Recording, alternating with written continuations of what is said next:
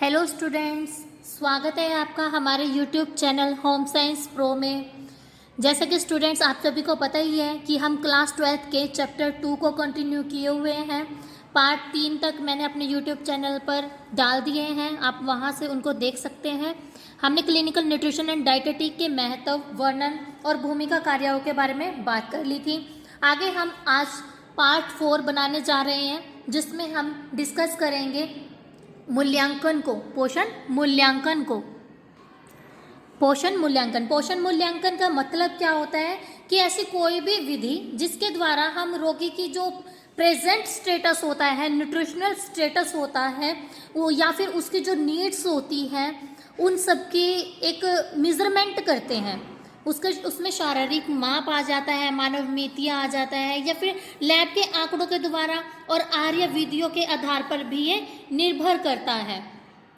पोषण का मूल्यांकन हम एक ही तरीके से कर सकते हैं। वो किस तरीके से कि हम पहले जो रोगी होता है उसकी न्यूट्रिशनल स्टेटस देखते हैं, प्रेजेंट का क्या है उसको लिखते हैं, एक सूची तैयार करते हैं, फिर उसके कैलकुलेशन फॉर्मूले के थ्रू उसको कैलकुलेट करते हैं विद अमाउंट। फिर हमें पता चल जाता है कि energy, protein, calcium, carbohydrate, iodine, ये सब कुछ कितने अमाउंट में उसकी बॉडी में प्रेजेंट है, कितने लेवल में है, उसको किस चीज़ की नीड है और किसकी नहीं है। और लैब के जांच के आंकड़ों के द्वारा जब आप लोग टेस्ट करवाने के लिए जाते हो तो उसमें आपका सब कुछ लिखा आ जाता है। कोलेस्ट्रॉल टेस्ट करवाते हो, LDL, HDL, VLDL, इन सब का आ जाता है कितना प्रेजेंट है। हीमोग्लोबिन का पता चल जाता है बॉडी में कितना है, प्लेटलेट्स का पता चल जाता है कितना है। तो ये सभी क्या है, लैब के आंकड़े हैं। और आर्य विधियों के आधार पर भी, आर्य विधियाँ कौन सी, यदि आप बीमार हैं तो आपको ठीक करने के लिए कोई ना कोई डाइट प्लान हमें जरूर देना पड़ता है विद मेडिसिन्स। तो वो आहार की जो विधि हम अपना रहे हैं वो किस आधार पर अपना रहे हैं और क्यों अपना रहे हैं, हमारा पर्पस क्या है, ये सब पर हम बात करेंगे। और इसकी आवश्यकता भी हमें होती है पोषण मूल्यांकन की। सबसे फर्स्ट पॉइंट आ जाता है रोगी के स्वास्थ्य, आहार, व्यक्तिगत और चिकित्सा इतिहास की विस्तृत जानकारी लेना। हमें जब रोगी को कोई डाइट प्लान देना होता है तो सबसे पहले ये पता करना होता है कि उसको रोग कौन सा है, कितने समय से है, वो कब से उससे सफ़र कर रहा है और कौन सी डाइट को वो अपना रहा है। तो उसके लिए हमें उसकी स्वास्थ्य से रिलेटेड, आहार से रिलेटेड, उसके व्यक्तिगत और चिकित्सा के इतिहास मतलब उसकी हिस्ट्री की पूरी जानकारी लेनी पड़ती है।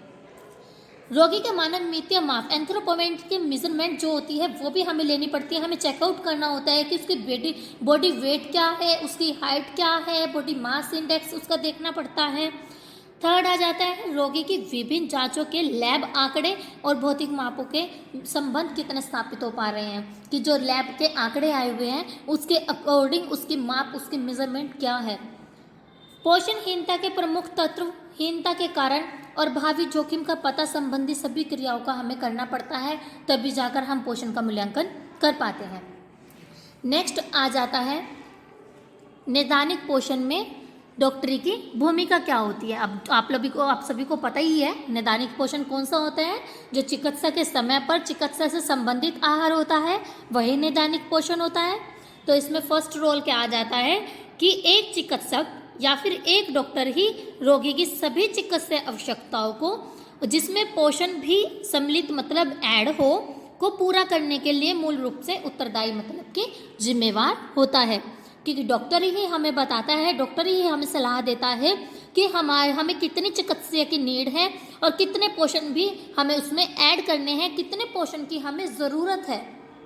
सेकेंड पॉइंट, डॉक्टर ही रोगी को दिए जाने वाले आहार के विषय में बताते हैं और मरीज के चिकित्सा रिकॉर्ड में आहार संबंधी आदेशों को लिखते हैं। अब डॉक्टर ही हमें सलाह देते हैं, डॉक्टर ही हमें एडवाइस देते हैं कि हमें आहार कौन सा खाना है, कैसे खाना है, कितना खाना है। साथ ही वो एक रिकॉर्ड भी बना करके देते हैं, एक लिस्ट बना कर देते हैं जिस पर वो ये सब लिख देते हैं कि हमें क्या खाना है और क्या नहीं खाना है। इसके बाद डॉक्टर द्वारा आदेशित आहार को लागू करने की जिम्मेवारी आहार विशेषज्ञ डॉक्टर या पोषण चिकित्सक की हो जाती है। अब डॉक्टर ने अगर कोई आहार आपको आदेश दिया है कि आपको उसकी ज़रूरत है, आपको वो खाना ही है, लागू करने का मतलब कि वो आपके ऊपर बता दिया गया है कि आपको लेना है, अब वो आपका रूल बना दिया गया है, तो वो जिम्मेवारी भी किसकी होती है? एक पोषण चिकित्सक की होती है कि उसका जो पेशेंट है वो उस डाइट को फॉलो करे, उस डाइट को ज़रूर ले। वर्तमान समय में डॉक्टरी पोषण का चलन इतना अधिक हो गया है कि चिकित्सा उपचार का अभिन्न अंग ये बनता जा रहा है। आप सभी को पता है कि अब पब्लिक अवेयर हो रही है, अपनी हेल्थ को लेकर बहुत कॉन्शियस है, तो वो ज़्यादा बाहर की चीज़ें नहीं खाते, चिकनी तली हुई चीज़ें नहीं खाते हैं। उनको पता है उनकी सेहत के लिए क्या अच्छा है, और इतना कॉन्शियस होना ही उन्हें क्या है, एक अच्छी हेल्दी लाइफ प्रोवाइड करने में हेल्प कर रहा है। सेकंड आ जाता है कि नैदानिक पोषण में आहार विशेषज्ञ की भूमिका क्या है।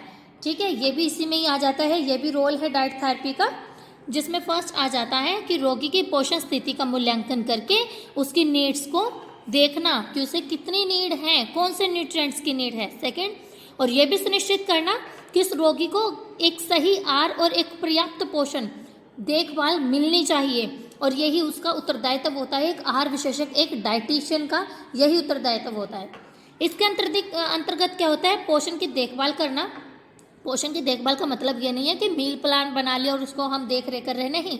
पोषण देखभाल योजना जो होती है, हम जो लिस्ट बनाते हैं, एक तैयार करते हैं, जिसको हम निर्धारित करते हैं एक रोगी के लिए, और अस्पताल में भर्ती और जो ओपीडी में भी भर्ती होते हैं, उन सबकी आवश्यकता के अनुसार सलाह, दिशा निर्देश, डायरेक्शंस देकर भी उन्हें लागू करना भी हमारा ही दायित्व होता है। जो डाइटिशियन होती है उसका ही एक दायित्व होता है। आगे आ जाता है कि अच्छा पोषण बनाए रखने के लिए डॉक्टर और एक डाइटिशियन को किन बातों का ध्यान रखना चाहिए। तो सबसे पहले आ जाता है कि जो व्यक्ति रोगी है या जो भी व्यक्ति अपनी फ्यूचर लाइफ को बहुत हेल्दी बनाना चाहता है, उसकी आदतें क्या हैं भोजन को लेकर के। फर्स्ट पॉइंट आता है ये। सेकंड आ जाता है कि उसकी बीमारी, डॉक्टर के द्वारा किए गए इलाज, कि उसकी बीमारी कौन सी है और डॉक्टर उसको किस तरीके से ट्रीट कर रहा है। थर्ड, शारीरिक और मानसिक श्रम का स्तर क्या है, कि वो मेंटली कितना हार्ड वर्क कर रहा है, फिजिकली कितना हार्ड वर्क कर रहा है और किस लेवल पर कर रहा है, ये सबको पहचानना, पता करना इस चीज़ का। जीवन शैली इत्यादि का विशेष ध्यान रखना है। जीवन शैली का मतलब लाइफ स्टाइल, वो किस तरीके से अपना मतलब प्ले कर रहा है अपनी लाइफ में रोल, किस तरीके की आदतें अपना रहा है, किस तरह के इन्वायरमेंट में रह रहा है, ये सब। सांस्कृतिक और धार्मिक मान्यताओं का भी विशेष ध्यान रखा जाता है, क्योंकि जो लोग देखो हिंदू हैं या मुस्लिम हैं, कुछ लोग वेजिटेरियन होते हैं, कुछ नॉन वेजिटेरियन होते हैं, या फिर कुछ हिंदू लोग ये होते हैं, उनका मानना होता है कि नहीं हमें दूध नहीं पीना, ये भी एनिमल से आता है, वो उसको भी कुछ लोग ऐसा है कि उसको नॉन वेज में काउंट कर लेते हैं। तो उनकी सांस्कृतिक और धार्मिक मान्यताएं क्या हैं, इसका भी हमें ध्यान रखना पड़ता है, और इन्हें सबको ध्यान में रखने के बाद ही हम एक डाइट प्लान जो है बना पाते हैं।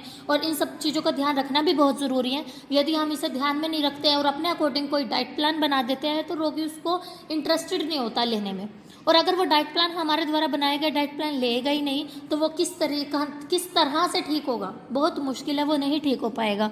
इसलिए हमें उसकी आदतों का, उसकी पसंद नापसंद का बहुत ध्यान रखना पड़ता है। उसके भोजन ग्रहण करने की आवृत्ति क्या है, कितने कितने समय के बाद वो भोजन खाता है, कितना कितना खाता है, ये सब। उसकी वर्तमान स्वास्थ्य स्थिति और भौतिक दशा क्या है, वर्तमान की स्वास्थ्य स्थिति उसकी एक हेल्दी है, नॉन हेल्दी है, बिल्कुल भी हेल्दी नहीं है, या थोड़ा बहुत ही है, ठीक है, ये या उसकी दशा ज़्यादा ही बिल्कुल ही ख़राब है। इन सब चीज़ों का ध्यान रखना पड़ता है। उसकी आर्थिक स्थिति कितनी है, वो कौन से इनकम ग्रुप से हैं, वो कितना अफोर्ड कर सकता है, इन सब चीज़ों का भी हमें ध्यान रखना पड़ता है जब हम उसे कोई डाइट प्लान देते हैं या कोई डायरेक्शन देते हैं, सलाह निर्देश देते हैं। प्लस व्यक्ति की भोजन संबंधी पसंद नापसंद क्या है। अगर हम उसके नापसंद के डाइट प्लान बनाएंगे तो वो उसको इंटेक ही नहीं करेगा, खाएगा ही नहीं, तो वो उभरेगा कैसे उस रोग से। तो इसलिए अगर हम उसके पसंद और नापसंद को देखते हुए डाइट प्लान बनाते हैं तो उसको इंटरेस्ट होकर खाएगा, और खाने से फिर क्या जल्दी से रिकवर भी कर पाएगा। स्टूडेंट्स, ये सभी जो पॉइंट्स मैंने आज आपको बताए हैं पोषण मूल्यांकन के, और एक डॉक्टर का क्या रोल होता है नैदानिक पोषण में, और एक अच्छा पोषण बनाए रखने के लिए हमें किन बातों का ध्यान रखना होता है, ये बड़ी इंपॉर्टेंट चीज़ें होती हैं हमारी नॉर्मल लाइफ में, बहुत ज़्यादा रोल होता है इन सब चीज़ों का, और यही नॉलेज जो है आपके बहुत पर्सनली बहुत काम आती है। तो आशा है कि आप सभी मेरे बताए हुए नॉलेज का बड़े अच्छे से ध्यान रखते हो, बड़े अच्छे से सुनते हो उन सब चीज़ों को, और मैं चाहती हूँ आप मुझे मोटिवेट करें, मुझे लाइक करें, सब्सक्राइब करें, मेरे चैनल को शेयर करें, ताकि आप आगे से आगे मेरे इस चैनल के थ्रू, मेरे थ्रू अच्छी से अच्छी और ज़्यादा से ज़्यादा नॉलेज जो है गेन कर पाऊँ। तो तो आज के लिए इतना ही बहुत है। हम फिर मिलते हैं पार्ट 5 में। आपका बहुत बहुत धन्यवाद मेरी वीडियो देखने के लिए।